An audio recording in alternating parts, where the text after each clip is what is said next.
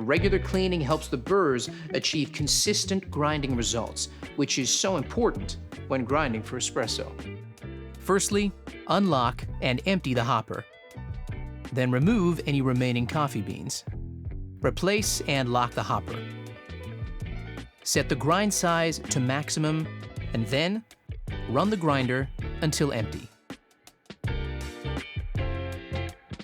Unlock and remove the upper burr by pulling the wire arm up and twisting counterclockwise.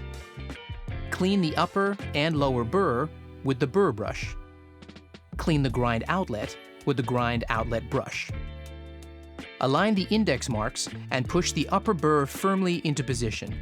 Lock the upper burr by rotating clockwise. Insert the hopper and lock.